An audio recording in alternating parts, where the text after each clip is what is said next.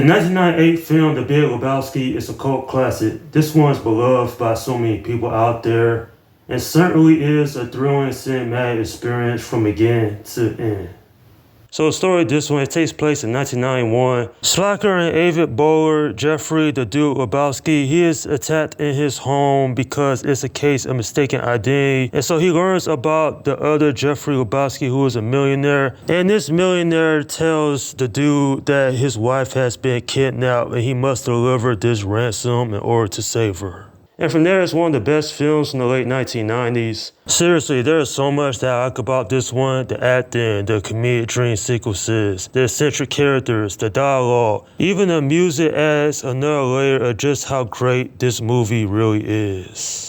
Now, I did hear about this film for so many years, and I had finally checked this one out a couple of months ago for the first time, and then rewatching it for this review, I realized as eccentric that these characters are, which leads these characters doing some absurd and over-the-top things, but at the same time, this one is just downright entertaining and funny as well. When it comes down to it, this is a cult classic. Definitely had so much fun rewatching this. And despite some things that I thought could have been improved upon, such as better character development, this is still such an enjoyable movie even 25 years later. Now, the Coen brothers did work on this. I'm not really familiar with all their work. I only seen 3 other movies from them. But I have to say, in the films I have seen from those 2 brothers, this is probably their best film they've done. I mean, a whole bunch of colorful characters. Jeff Bridges did an awesome job playing the dude. Like seriously, he is this unemployed slacker and he's just going by life. But then when he is assaulted in the beginning of the film and mistaken for the wrong Lebowski, then the other Lebowski, I should say the Big Lebowski, played by the late David Huddleston, he says, "Hey, I need you to get my wife back. Here's $1 million. But the funny thing is, the $1 million is never shown in the movie at all. And not just that, but I thought that John Goodman did an exceptional job playing Walter, a completely crazy character.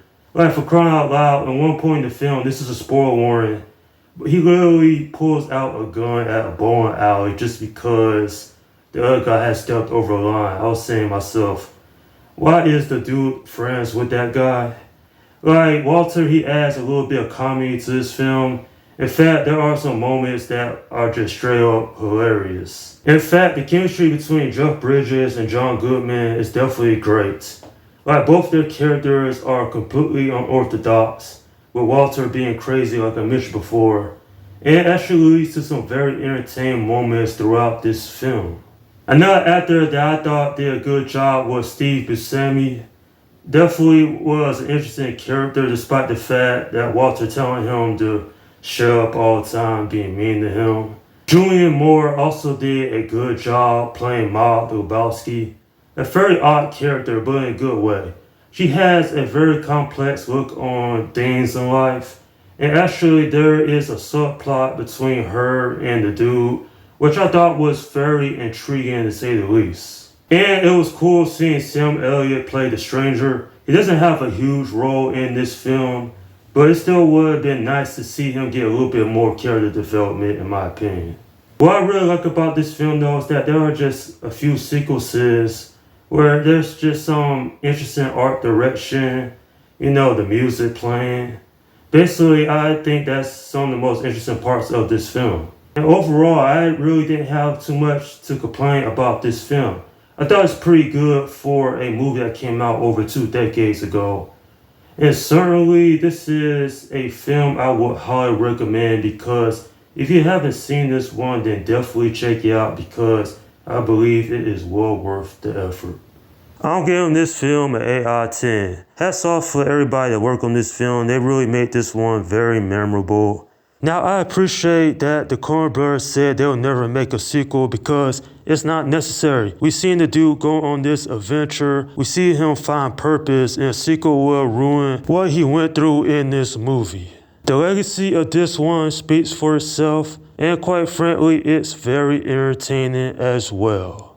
And that is my review of The Big Lebowski.